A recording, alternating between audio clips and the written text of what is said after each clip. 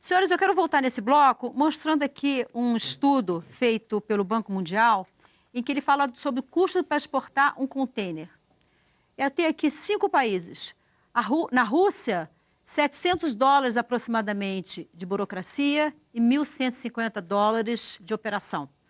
No Brasil, praticamente o mesmo custo da Rússia, US$ 690 de burocracia e também praticamente o mesmo custo em relação à operação para exportação de um container.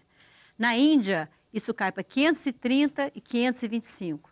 Na Alemanha, isso cai bastante, US$ 172 de burocracia e US$ 700 de operação. E na China, 320 e 180. Para a gente ter aqui uma ideia de como é que o Brasil está ranqueado em termos de custos. E aí eu gostaria de voltar nesse bloco, conversando com o José Augusto Valente, diretor executivo da agência T1. José Augusto, essa medida provisória, me parece que ela não ataca a questão da burocracia. E que pelo que mostra aqui, tem um peso também bastante significativo. Você acha que isso deveria ser tratado também e o governo deixou de tratar, ou isso é uma coisa para um outro momento? Então, como nós falamos anteriormente, existem problemas, que sempre tudo é possível melhorar. O Porto de Roterdã é possível de ser melhorado, né? Então, a questão da burocracia, dos acessos, tanto dos acessos da área seca como da área molhada. Agora, isso de fato podia ser feito independente de mudar todo o marco regulatório, né? Essa ideia de aumentar a competição com a intenção, eu gostaria de ressaltar assim, a intenção é boa, é reduzir o custo para o exportador e o importador. Só que, como eu tentei demonstrar anteriormente, ela não vai conseguir fazer isso, porque, por exemplo, aquele custo lá de 1.100 de operação é do armador. Porque o operador do terminal portuário não é aquele valor, não, é muito menos. Isso não é alcançado pela medida provisória. Não, isso não está sendo trabalhado. Tem emenda para isso. Tem emenda que propõe mudar isso daí. Agora, tem uma questão fundamental que eu acho que o Everandi começou a mencionar ali, que é a questão da assimetria.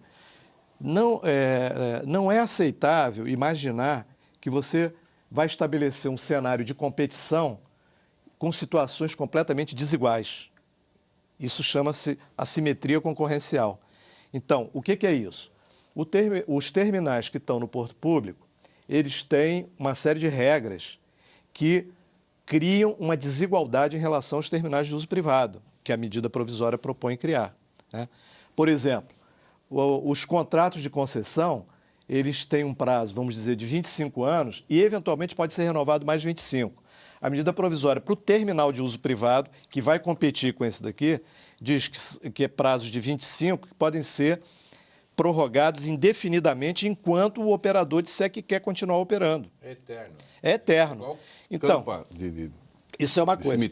A outra coisa, os operadores privados nos portos públicos, todo o ativo que está no porto público foi construído ao longo desses anos todos pelos trabalhadores, pelos operadores, pelo povo brasileiro.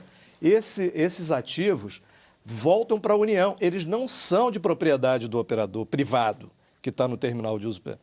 Agora, os ativos todos do terminal de uso privado, criado pela MP, não revertem para a União. Tem lá um artigo que diz assim, se o operador lá resolver não operar mais, aí reverte para a União. Aí eu não sou advogado, mas eu queria entender como é que faz isso. Mas, de qualquer maneira, se o operador quiser continuar operando, não vai reverter nunca para a União. Então, existe a contratação do pessoal do OGMO.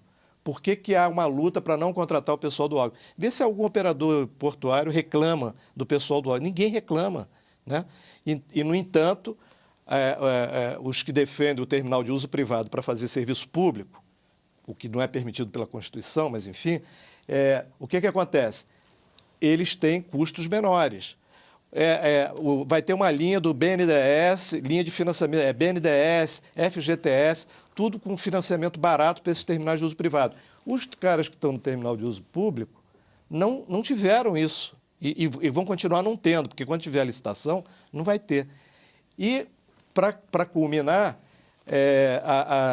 a lei, a medida provisória diz assim, que as licitações vão ser pelo critério de maior movimentação de carga e menor tarifa. Isso. Ora, o terminal de uso privado não está sujeito a essa regra. Então, e essa regra é desigual, é frontalmente desigual, desigual negativamente para o porto público. Então, você me perguntou na primeira vez assim, qual a consequência? A consequência é que o porto público vai acabar. E é por isso que os trabalhadores estão se mobilizando, porque vai acabar o emprego no porto público.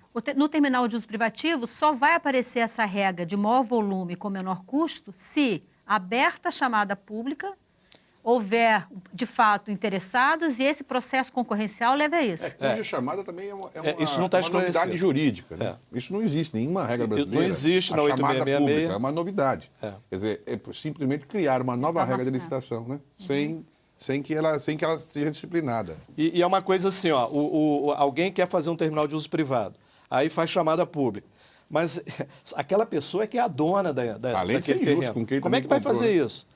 Alguém tem que ser dono do terreno do lado, ou ele vai poder entrar na licitação do dono desse terreno aqui. Então, essas questões... Porque a pessoa que mostrou interesse em ter um terminal privativo é porque ela já tem o terreno. Claro. Então, o que você está Isso é um pré-requisito, é como é que alguém vai se interessar e vai ter condições de competir usando... vai ter que pagar o terreno. A não ser que o governo desapropriasse para depois, então, vender... para quem tem interesse. É uma coisa confusa, aí né? foge do espírito da coisa, que é a privatização. Então, essa questão da assimetria é uma outra... Tem a questão que é o armador que decide tudo. Isso, parece que quem elaborou isso não sabe que é assim. E tem a questão da assimetria, que grande parte das emendas que estão aí são para corrigir a assimetria. Tá bom, então vai ter terminal de uso privado prestando serviço público, embora a Constituição não permita? Vai. Então, que tal dar as mesmas condições para quem está no porto público e para quem está no terminal de uso privado? Entendeu? Okay.